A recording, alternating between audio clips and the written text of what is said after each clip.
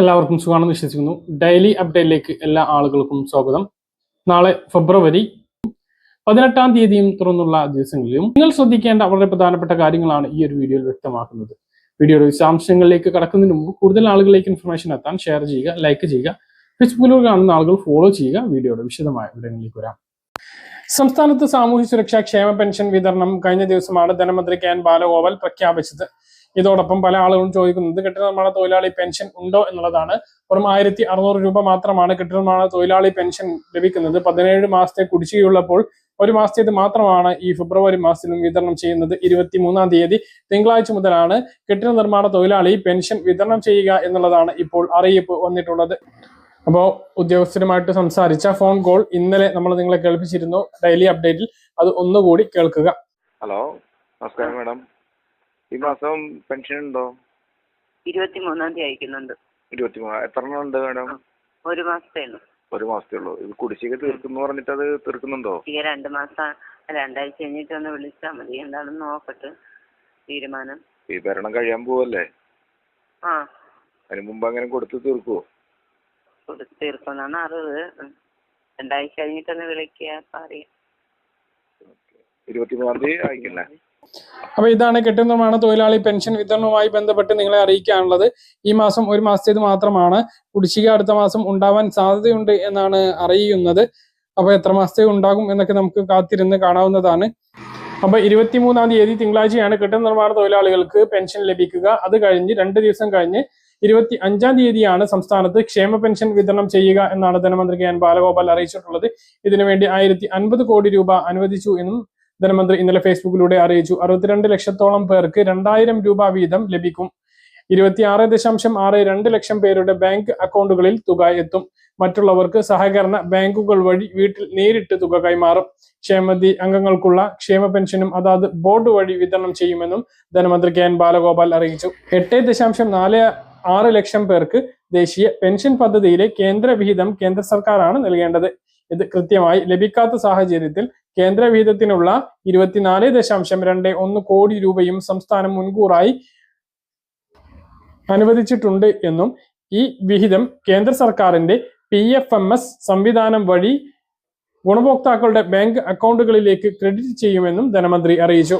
എന്നാൽ PFMS സംവിധാനം വഴി വിതരണം ചെയ്യുന്നത് സംസ്ഥാന സർക്കാരിന്റെ നിയന്ത്രണത്തിലല്ല. ഇങ്ങനെ മുൻകൂറായി സംസ്ഥാനം തുക വകയിരുത്തിയിട്ട് പോലും ഇത് പലപ്പോഴും വൈകുന്ന സാഹചര്യം ഉണ്ട്. അത് ഒഴിവാക്കണമെന്ന് സംസ്ഥാനം ആവശ്യപ്പെട്ടിട്ടുണ്ട് എന്നും ധനമന്ത്രി അറിയിച്ചു. ഈ സർക്കാർ ഇതുവരെ 49,433.83 കോടി രൂപയാണ് ക്ഷേമ പെൻഷൻ ഇനത്തിൽ വിതരണം ചെയ്തത്. ഒന്നാം പിണറായി സർക്കാരിന്റെ കാലത്ത് 35,154 കോടി രൂപയും പെൻഷൻ ഇനത്തിൽ ലഭ്യമാക്കിയിട്ടുണ്ട് എന്നും. അപ്പോ ഈ മാസത്തെ ഫെബ്രുവരി മാസത്തെ പെൻഷൻ കെട്ടിട നിർമ്മാണ തൊഴിലാളികൾക്ക് 23-ാം തീയതി തിങ്കളാഴ്ച ലഭിക്കും. ചൊവ്വാഴ്ചത്തെ കടമെടുപ്പൊക്കെ കഴിഞ്ഞതിന് ശേഷം 25-ാം തീയതി ബുധനാഴ്ച ദിവസം മറ്റുള്ള ആളുകൾക്ക് ക്ഷേമ പെൻഷനും എത്തിച്ചേരുന്നതാണ് എന്നാണ് ധനമന്ത്രി അറിയിച്ചിട്ടുള്ളത്. ബാങ്കിംഗ് ഇടപാടുകാർക്ക് ഉപകാരപ്രദമായിട്ടുള്ള ഒട്ടേറെ പ്രഖ്യാപനങ്ങളാണ് വരുത്തിയിട്ടുള്ളത്. അതിലൊന്നാണ് തട്ടിപ്പുകളിലൂടെ പണം നഷ്ടപ്പെടുന്നതിനുള്ള നഷ്ടപരിഹാരം പ്രഖ്യാപിച്ചത്. ചെറിയ തുകകൾ നഷ്ടപ്പെടുന്നവർക്ക് 25,000 വരെ നഷ്ടപരിഹാരം വ്യവസ്ഥ കൊണ്ടുവരും. തട്ടിപ്പിലൂടെ നഷ്ടപ്പെടുന്ന തുകയുടെ 85% അല്ലെങ്കിൽ 25,000 രൂപ ഏതാണോ ചെറുത് അതാണ് നഷ്ടപ്പെട്ട ആൾക്ക് കിട്ടുക. ഓൺലൈൻ തട്ടിപ്പുകളിൽ ഉൾപ്പെടുന്ന തുകയിൽ 65%വും 50,000 രൂപക്ക് താഴെയാണ് എന്നുള്ളത് സഞ്ജയ് മൽഹോത്ര യോഗത്തിൽ വ്യക്തമാക്കി.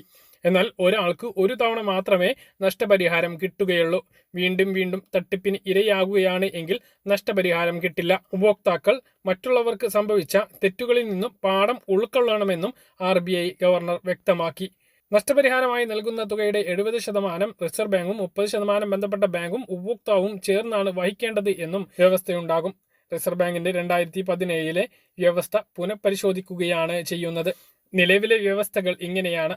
ഉപഭോക്താവ് സ്വയം യൂസർ നെയിം, പാസ്വേഡ്, പിൻ എന്നിവ നൽകുകയും സ്വന്തം മൊബൈൽ ഫോൺ വഴിയോ മറ്റോ ഇടപാടുകൾ നടത്തുകയും ചെയ്യുമ്പോഴാണ് പണം നഷ്ടപ്പെട്ടത് എങ്കിൽ അതിന് ഉത്തരവാദി ഉപഭോക്താവ് തന്നെയാണ് എന്നുള്ളതാണ്. നിലവിലുള്ള രണ്ടാമത്തെ വ്യവസ്ഥ ഉപഭോക്താവ് അറിയാതെയാണ് പണം നഷ്ടമായത് എങ്കിൽ നിശ്ചിത ദിവസത്തിനകം അക്കാര്യം ബാങ്കിൽ റിപ്പോർട്ട് ചെയ്താൽ അതിനുശേഷം നഷ്ടപ്പെടുന്ന പണം ബാങ്ക് നഷ്ടപരിഹാരമായി നൽകണം. നിലവിലുള്ള മൂന്നാമത്തെ വ്യവസ്ഥ ബാങ്കോ ഉപഭോക്താവോ അറിയാതെ മൂന്നാം കക്ഷി സേവന ദാതാക്കൾ മുഖേനയാണ് പണം നഷ്ടമായത് എങ്കിൽ 3 ദിവസത്തിനകം ഇക്കാര്യം ബാങ്കിൽ റിപ്പോർട്ട് ചെയ്താൽ അതിനുശേഷം നേരിടുന്ന നഷ്ടം ബാങ്ക് നികത്തണം. 7 ദിവസത്തിനകം ആണ് റിപ്പോർട്ട് ചെയ്യുന്നത് എങ്കിൽ നഷ്ടപരിഹാരം 25,000 രൂപ വരെ. 7 ദിവസത്തിന് ശേഷമാണ് നഷ്ടമെങ്കിൽ നഷ്ടപരിഹാരം എത്രയാകണമെന്ന് ബാങ്കിന് നിശ്ചയിക്കാം എന്നും വ്യവസ്ഥയുണ്ട്.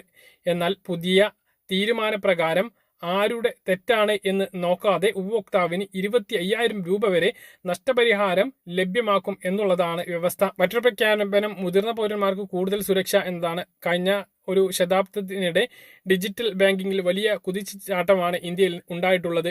ഇതിന് ആനുപാതികമായി ഡിജിറ്റൽ ഇടപാടുകളുടെ തട്ടിപ്പും കൂടിയിട്ടുണ്ട്. ഇതിലൊന്നാണ് ഡിജിറ്റൽ അറസ്റ്റ്. ഇൻകം ടാക്സ് വകുപ്പിൽ നിന്നോ EDയിൽ നിന്നോ CBIയിൽ നിന്നോ ആണെന്ന് തെറ്റിദ്ധരിപ്പിക്കുകയും അനധികൃത പണസമ്പാദനത്തിന് ഡിജിറ്റലായി അറസ്റ്റ് ചെയ്യുന്നു എന്ന് ഭീഷണിപ്പെടുത്തിയും നടത്തുന്ന പണം തട്ടിപ്പ്. ഡിജിറ്റൽ അറസ്റ്റ് തട്ടിപ്പ് കൂടുതലും ഇരയാകുന്നത് മുതിർന്ന പൗരന്മാരാണ് എന്ന റിപ്പോർട്ടുകൾ വ്യക്തമാക്കുന്നു. ഈ സാഹചര്യത്തിൽ മുതിർന്ന പൗരന്മാർക്ക് കൂടുതൽ സുരക്ഷ ഉറപ്പുവരുത്തുന്നതിന് ചില നിർദ്ദേശങ്ങൾ റിസർവ് ബാങ്ക് മുന്നോട്ട് വെച്ചു. നിലവിൽ ഓൺലൈൻ പണമിടപാടുകൾക്ക് മൊബൈൽ നമ്പർ, OTP എന്നിങ്ങനെ 2 ഫാക്ട് ഒതന്റിഫിക്കേഷനാണ് സാധാരണയായി ഉള്ളത്. ഇതിനു പുറമെ മുതിർന്ന പൗരന്മാരുടെ പണമിടപാടുകൾക്കായി ഒരു അധിക ഒതന്റിക്കേഷനും റിസർവ് ബാങ്ക് കൊണ്ടുവരും. ഇതിന്റെ ഭാഗമായി ഇവരുടെ പണമിടപാടിൽ ബോധപൂർവം ചെറിയ കാലതാമസം, അതായത് ലാഗ്ഡ് ക്രെഡിറ്റ് വരുത്തും. കൂടുതൽ പരിശോധനയ്ക്ക് വേണ്ടിയാണിത്. തട്ടിപ്പുകൾക്കുള്ള സാധ്യത കുറയ്ക്കാൻ ഇതിലൂടെ കഴിയും. അധികമായി പണമിടപാട് വേളയിൽ ചോദിക്കുക തട്ടിപ്പുകാർ പൊതുവെ അറിയാൻ സാധ്യതയില്ലാത്ത വിവരങ്ങളായിരിക്കും. ഉദാഹരണത്തിന് ഉപഭോക്താവിന്റെ ജനനത്തീയതി, അച്ഛന്റെയോ അമ്മയുടെയോ പേര് അല്ലെങ്കിൽ ബയോമെട്രിക് വിശദാംശം തുടങ്ങിയവ. അപ്പോൾ ഇത്തരം തട്ടിപ്പുകൾക്ക് ഒരു തടയിടാൻ കൂടിയാണ് റിസർവ് ബാങ്ക് പുതിയ ഈ ഒരു മാറ്റം കൊണ്ടുവരുന്നത്. മറ്റൊന്ന്, റിക്കവറി ഗുണ്ടായിസം വേണ്ട എന്നും ഇന്നലെ RBI വ്യക്തമാക്കി. വായ്പ എടുത്ത ശേഷം തിരിച്ചടക്കാത്തവരെ റിക്കവറി ഏജന്റുമാരെ നിയോഗിച്ച് ബാങ്കുകളും ചില ബാങ്കിംഗ് ഇതര ധനകാര്യ സ്ഥാപനങ്ങളും ഉപദ്രവിക്കുന്നതായി റിസർവ് ബാങ്കിന്റെ ശ്രദ്ധയിൽപ്പെട്ടിരുന്നു. ഫോണിൽ വിളിച്ചോ നേരിട്ടോ ഉപഭോക്താവിനെ ഭീഷണിപ്പെടുത്തുക, സമയപരിധി പാലിക്കാതെയും രാത്രിയിലും മറ്റും വീട്ടിലെത്തി ഭയപ്പെടുത്തുക, വായ്പാ ഇടപാടുകാരോട് മാത്രം സംസാരിക്കാതെ ചട്ടം ലംഘിച്ച് ബന്ധുക്കളോടും നാട്ടുകാരോടും തിരിച്ചടവ് മുടങ്ങിയ കാര്യം പറഞ്ഞ് അവഹേളിക്കുക, ID കാർഡ് ഉപയോഗിക്കാതിരിക്കുക തുടങ്ങിയ പരാതികൾ റിസർവ് ബാങ്കിന് ലഭിച്ചിരുന്നു. ഇത്തരം പ്രവൃത്തികൾ ശ്രദ്ധയിൽപ്പെട്ടാൽ ബന്ധപ്പെട്ട ധനകാര്യ സ്ഥാപനത്തിനെതിരെ നടപടിയെടുക്കും എന്നും ID കാർഡും സമയപരിധി പാലിക്കുന്നതുമായി ബന്ധപ്പെട്ട നിയമങ്ങളും കൊണ്ടുവരുമെന്നും RBI വ്യക്തമാക്കിയിട്ടുണ്ട്. അതുപോലെ പറഞ്ഞു പറ്റിക്കലും ഇനി പാടില്ല. ഉപഭോക്താക്കളെ തെറ്റിദ്ധരിപ്പിച്ച് ചില ബാങ്കുകളും മറ്റ് ധനകാര്യ സ്ഥാപനങ്ങളും ഇൻഷുറൻസ്, മ്യൂച്വൽ ഫണ്ട് തുടങ്ങിയ ബാങ്കിംഗ് ഇതര സേവനങ്ങൾ അടിച്ചേൽപ്പിക്കുന്നതിനെതിരെയും റിസർവ് ബാങ്ക് വടിയെടുത്തിട്ടുണ്ട്. ഉപഭോക്താവിന് താൽപ്പര്യം ഇല്ലെങ്കിലും ചില സ്ഥാപനങ്ങൾ നിർബന്ധിച്ച് ഇത്തരം തേർഡ് പാർട്ടി സേവനങ്ങൾക്ക് വാങ്ങുന്നതിന് നിർബന്ധിപ്പിക്കുന്നു എന്ന് റിസർവ് ബാങ്ക് പറയുന്നു. ഇതിനെതിരെയും നടപടി ഉണ്ടാകുമെന്ന് റിസർവ് ബാങ്ക് വ്യക്തമാക്കി.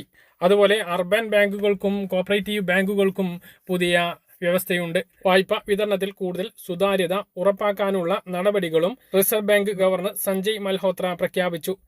ഈ സ്ഥാപനങ്ങൾ ഭവന വായ്പ നൽകുമ്പോൾ നേരത്തെ ചട്ടരഹിതമായി മൊറട്ടോറിയം അനുവദിക്കുന്നതായി ആരോപണങ്ങൾ ഉണ്ടായിരുന്നു. വായ്പാ കാലാവധി, മൊറട്ടോറിയം എന്നിവയ്ക്ക് പരിഷ്കരിച്ച മാനദണ്ഡം കൊണ്ടുവരും എന്നും ഈടുരഹിത വായ്പാ വിതരണവും സുതാര്യതയും മേൽപ്പറഞ്ഞ നിർദ്ദേശങ്ങളുടെ കരട് റിസർവ് ബാങ്ക് വൈകാതെ പൊതുജന അഭിപ്രായം ഉറപ്പാക്കുന്നതിനായി പ്രസിദ്ധീകരിക്കും എന്നും അഭിപ്രായങ്ങൾ കൂടി വിലയിരുത്തിയ ശേഷം അന്തിമ മാനദണ്ഡങ്ങൾ നടപ്പിലാക്കുമെന്നും റിസർവ് ബാങ്ക് വ്യക്തമാക്കി. മറ്റൊരു പ്രധാനപ്പെട്ട കാര്യം ബാങ്ക് KYC ആണ്. ബാങ്ക് KYC ചെയ്യാത്തത് മൂലം ബാങ്ക് ഇടപാടുകൾ തടസ്സപ്പെടുന്ന സാഹചര്യം പല ആളുകൾക്കുമുണ്ട്. ഇപ്പോൾ പ്രത്യേകിച്ച് 35 മുതൽ 60 വയസ്സ് വരെയുള്ളവർക്ക് സ്ത്രീ സുരക്ഷാ പെൻഷൻ പ്രഖ്യാപിച്ചിരുന്നു.